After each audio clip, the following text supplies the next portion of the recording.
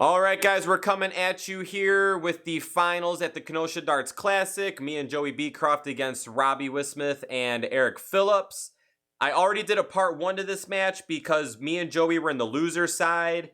So we had to play them once in the loser side, and we won that match to put them in the loser side. So now this is the actual finals because the winner of this match does win the first place prize. That first match, me and Joey won 3-2. And yeah, I guess that's pretty much the build-up coming into this match here. So we are playing 501, double in, double out, stack scoring. So all of us have our own score. We both have to double in. Only one of us has to double out, and the freeze rule is in effect. If you're not too familiar with the freeze rule, to make a long story short, in order to hit a double to win, your partner's score has to be lower than your opponent's score combined. So that's all I'm going to say on that. If you watch my first video on this match, I go into a little bit more in depth on that. But so Joey coming in with the 99 in. Hit that subscribe button if you're new, guys. Please drop this video a thumbs up. And if you're interested in getting a Bullshot Darts jersey like that white one I'm wearing right there, I absolutely love these jerseys. You can pick those up at bullshotdarts.com. And we also got some Bullshot apparel over there. We do got hoodies coming out soon, just in time for winter coming around the corner. We got a beanie up there and the new long sleeve. So we got our winter collection coming out. So excited to get that out to you guys. So here we go. Holy cow, I hit a double 16. Unbelievable. If you guys watched part 1 of this match, it was a running joke that I kept hitting the double 7, aiming for the double 16, but kept hitting the double 7 because my darts were missing low so bad. But there we go. I guess I'm capable of hitting a double 16. And this is also full bowl, meaning the whole bullseye, double bowl, and single bowl is worth 50. So if you're not too familiar with the soft tip game, you generally do most of your scoring on that bullseye because it is easier to hit than the triple 20. Yes, it's worth a little less, but since your chances of hitting the bullseye is higher, the smarter dart is to throw at the bullseyes. So that's why you're going to see us throwing at the bullseyes here. But you cannot hit a bullseye to win the game. So that's kind of the catch there. So you cannot take out a 170 in this type of soft tip darts. And I already gave a big shout out to Robby and Eric and Joey in the first video, but I'm going to do it again because I love these guys. Me and Joey Beecroft playing here. I was not planning on playing doubles this weekend because, well, it's just very long days. But Joey asked me 1 week before, and I cannot say no to Joey. I'm always so excited to get the chance to throw with him. Eric and Robby are two guys that I always like seeing when I go up to Wisconsin. And they're the ones that put us in the losers bracket in the first round, which is why part 1 of this match was us beating them, which put them in the losers bracket, which means this is the official finals match here because whoever wins it will take home the first prize. So big shout out to Robby Wismith and Eric Phillips and my partner Joey Beecroft. All right, so getting this kicked off here. Me and Joey feeling pretty good here, both in the mid 200s, and they're still up in the 362. So we're not really too much thinking about the freeze rule here. We just want to keep counting down and hopefully not miss our double because we should have, or not should, we will have the first look at the double with Joey sitting on 150. Excuse me. And this bullseye was acting silly. I had multiple darts. If you guys watched part 1 of this match, I had multiple darts mess up, hitting the bullseye, and it registered as a completely different number. There is a situation in this match where it does it again, and it frustrated me so much. It kind of, well, I don't want to say too much about it, but we'll talk about it when we get there. Because it was frustrating because, yeah, well, we'll see. All right, so once again, we're just trying to score down. We're feeling pretty comfortable. We're like, all right, we should win this first leg, which means we'll only have to win 2 more to their 3. But this is a loser start, so they do get to start if we do win, which I'm not the biggest fan of loser starts because I don't know. I don't think you should get punished for losing by just having them start every single time, because in a loser start world, the losers have the advantage. So breaking the throw, it doesn't do much because you don't alternate. So assuming the winner... Wait, what am I trying to say here? Assuming that the person that starts wins the match, which they have the advantage, it's always going to come down to the sudden death cork, and then now you got someone else that's going to start. So anyways, doesn't really matter. I feel that there's some controversy going on. I've seen some videos on Facebook about people talking about that. I forget the name of the events. I think it's this Challenger series. But yeah, been kind of a big talk over there about the loser start format versus an alternate start. So I went down to the 19s my first start, because if I miss it, I got to look at the bullseye and tops. And I was missing low all day during this. I talked about the running joke about hitting the double 7 because I kept missing low. And I knew just going up to that double 20, my double 20 game was bad. And my steel tip game, double 20 is my favorite double. So it's frustrating when I'm missing like that in the soft tip when the double's bigger and I should feel more confident hitting it. But since I was missing low so much, I just was not feeling good on that double 20 at all. But Joey was feeling great on the double 20. That it was his double in number and his go-to double out number. It's something about the weight of the dart. Because my soft tips are 18 grams, whereas my steel tips are 25. So there's something about getting the light dart up to the top of the board that I've always just kind of struggled with. Double 20's never really been my thing in soft tip. So here we go. Robby gets the start here. And he doubles in on the third dart there, which still kind of benefits us because it was only a 40 in. So if Joey can get a really big in here, it almost kind of turns the table and gives us the start. It kind of puts the advantage in our court. Oh, Joey hit a 1 that first start? I can't really. Yeah, it did. But Joey does the same thing. Double 20 on that third dart. So now this is the kind of a situation. Me and Eric being the second player,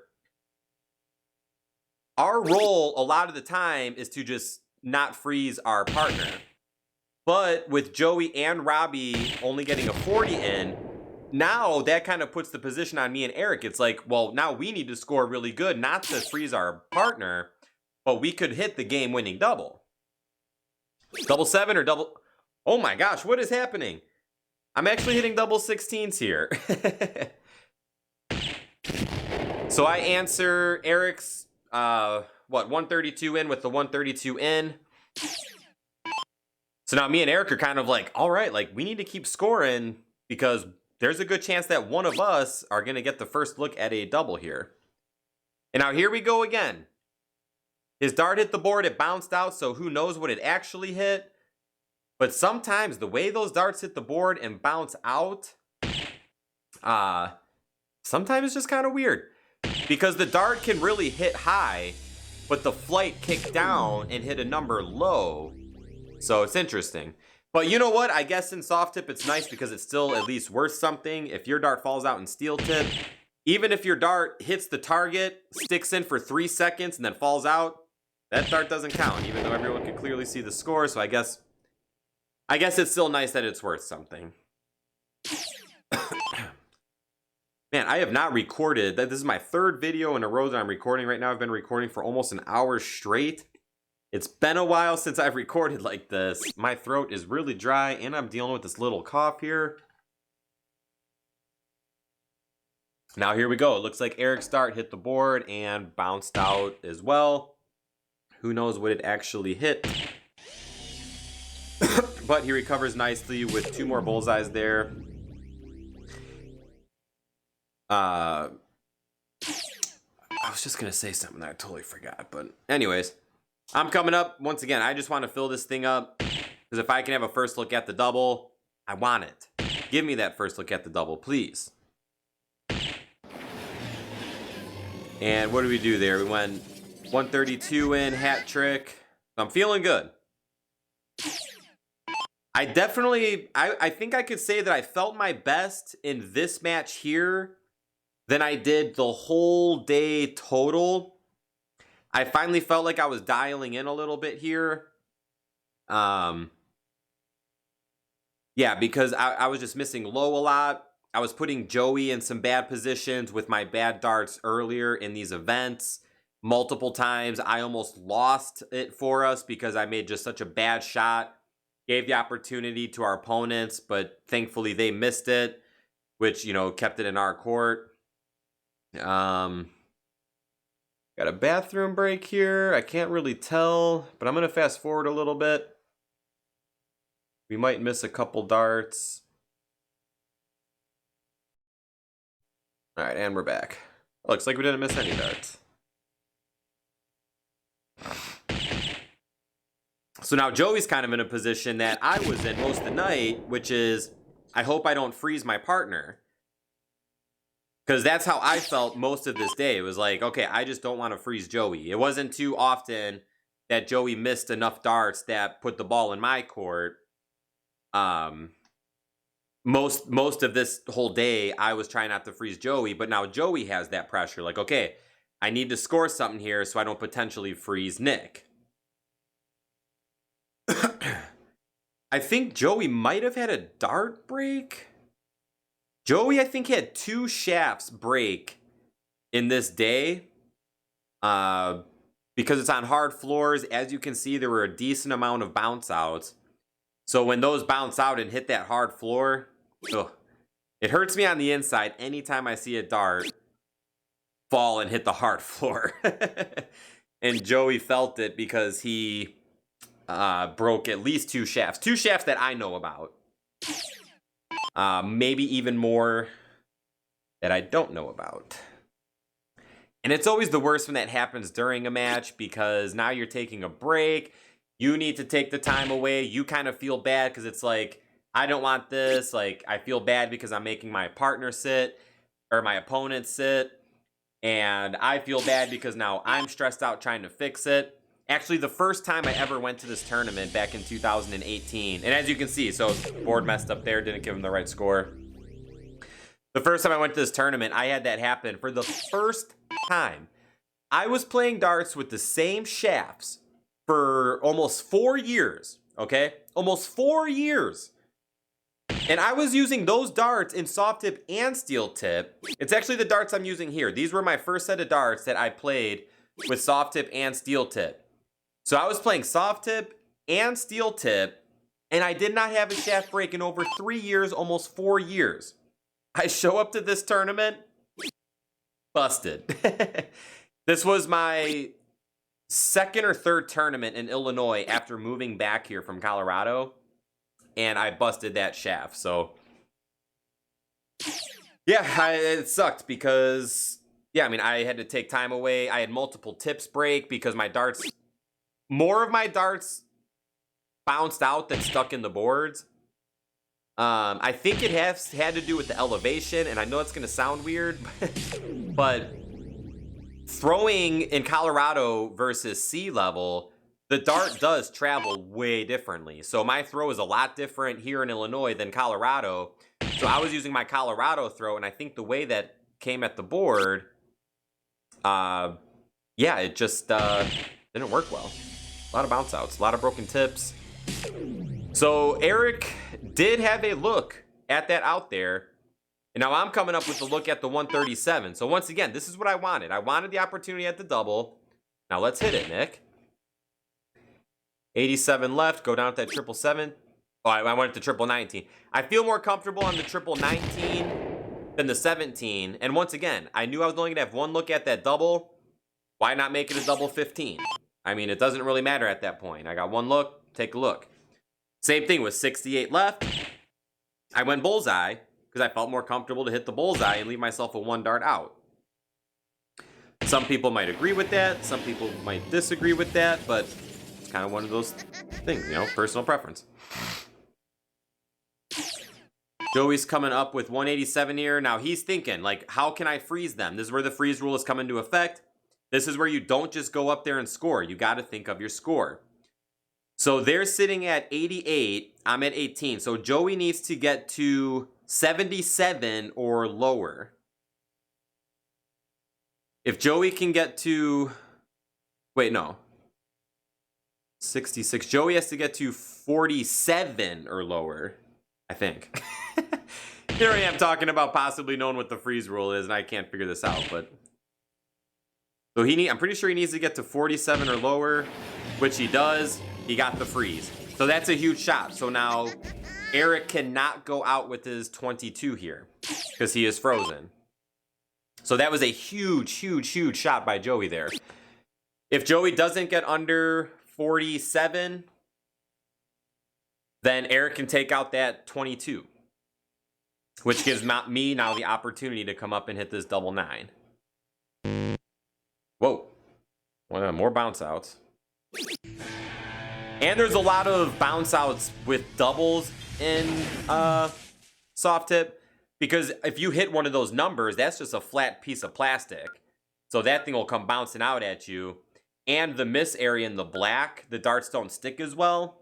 So we had tons and tons of bounce outs thrown at these doubles here. And that's how Joey broke 2 shafts, at least that I know of, was throwing at those doubles, trying to double in. All right, here we go. Me and Joey are up 2-0 now. In a race to 3. So if we win this leg, then we win. They get to start. Since Robby missed 3 darts, now we have the advantage. So technically, well, not technically they started, but we get to start now because Robby missed the 3 darts. But now here we go. So now Joey missed 3 darts. So now the ball goes back to their court for the advantage. So now Eric's coming up. Now, basically, he's starting this match, which is funny because when you're the second player, it's like, no, like, you're not going to be starting the match. Maybe you start for your team, getting a double in, but the match, it's not often. So, kind of funny there. So, Eric basically started this darts match in the 2 spot. And now, once again, since Joey and Robby missed, now it might be me and Eric battling for the first look. Oh, there we go. The double 7. I knew it was going to show up again. The good old double 7. I knew I was not going to go a whole match actually hitting what I was aiming for. And Robby probably made another joke there about the double 7 because it was just a lot. But yeah, like I said, so now we're in a position where me and Eric are kind of like, all right, we need to get down and get these doubles. Does Robby get in here? So Robby does get on the 3rd with a double 8. An in is an in. Getting in is a hard part. But with it being a 16 in, we're feeling good. So if Joey can get in on the 1st or 2nd dart here and hit a bullseye to follow, we are sitting pretty good here with the match on the line. The scoreboard says 1-0. They just must not have updated it. Oh, they actually said double dip. I didn't realize that it said that because technically, yeah, this is the double dip because we won the first match to put them in the loser side. And then, yeah, double dip. And Eric, with his position of having to be the person at the double out, is throwing some heat right now. So big hat trick. So I want to follow that. Because if Eric doesn't take out the double, that means I'll have the opportunity to take out the double. So another hat trick for me. Like I said, this was the best I felt, was this second match here. Even the first match, I still felt some struggles. I mean, if you watch the first match, you can see that I hit a lot of double 7s in. This match, I actually hit a couple double 16s at least. Yes, I still did get that double 7 in, but more double 16, so I just felt a little better aiming at my targets. So now here comes Joey again. Joey's in a position where it's like, I need to score to not freeze my partner. So we kind of switched roles in this match here because I think that's the second time that happened here where I got out in front, where I felt I was going to be the one to get the look at the double, and Joey didn't want to freeze me, as opposed to most of the night where I was trying not to freeze Joey. So this is a match of me versus Eric on a race to the double and hit it, and Robby versus Joey to not freeze us, basically. Just very interesting, the dynamics of this double in, double out stack scoring freeze rule. If I can get a hat trick here, I'm going to have the first look at the double, which I'm hoping for. That's what I want. Fingers crossed. And this is the bullseye that frustrated me. I did not realize that it gave me a 15. And the reason this frustrated me so much was because I know I hit the bullseye, but I wasn't paying attention because, like I said, I was feeling good. I'm a rhythm player. I'm in the rhythm. I should not have pulled my darts, but I didn't notice it scored me wrong. But since I pulled the darts, I felt bad taking the bullseye, but I knew I hit it. And this just frustrated me so much because I don't like playing dirty darts. Now, here's the thing. If it happened to Robby or Eric, I would have been like, dude, I trust you. I believe you. And that's what they said. They're like, dude, I trust you. I believe you. Like, I know you wouldn't pull anything like that. But still, just for me personally, that just upset me because I should have realized it scored me wrong and I shouldn't have pulled my darts. But that just, yeah, that was upsetting to me. Because hopefully I hit the double, and if I do hit the double, that means we do win the match. And I would just hate to win a match with something stupid like that happening just on the dartboard. But as you guys, I mean, it did hit the bullseye. Just, it is what it is. I just felt bad about it. Stupid dartboard didn't register it right. I pulled my darts when I probably shouldn't, right? Shouldn't have, but I just wasn't paying attention. I was in the zone. All right, I'm coming up with the look for the win here. I think I had a 137 earlier. Bullseye, I looked at the triple 19. Oh, I actually looked at the triple 17 there. And I missed inside for the double 18. You can see, like, at this moment, all I'm thinking about is that bullseye that counted me wrong.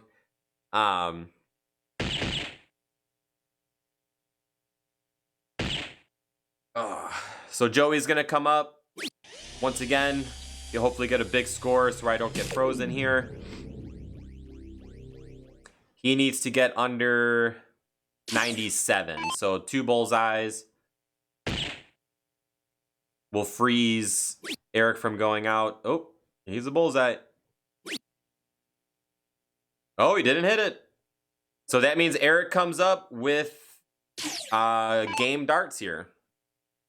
And a 132 is nice and soft tip because it's bullseye, bullseye, double 16, which is reverse of Eric's in. Eric was going double 16, bull, bull. 132 going out is the same thing, but in reverse. So we missed the first start here. Yeah, I guess you'll see I do hit the double 18, and I have no reaction because I'm still thinking about that stupid bullseye. And that kind of wrecked this win for myself. You know, Joey was like, dude, get excited. We just won. But in the back of my mind, I'm just like, that bullseye's in my head. You know, normally if I get if I win a tournament or something, I'm really excited. I'm really into it. But I'm just kind of like, I feel bad for that stupid bullseye. But anyways, there it is, guys. Me and Joey got the win. It was super exciting. We won a big check. Yeah,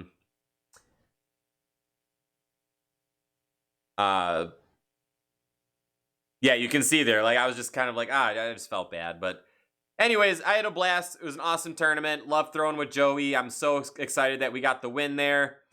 But yeah, that's it, guys. If you're still watching, which you're probably not because we're 24 minutes into the video, and why would you watch a Bullshot Darts video 25 minutes in? I wouldn't. I'm just going to sit here and keep rambling. Drop the video a thumbs up if you guys are still around. Hit that subscribe button if you're not subscribed already. BullshotDarts.com for Bullshot Apparel and the Bullshot Darts jersey.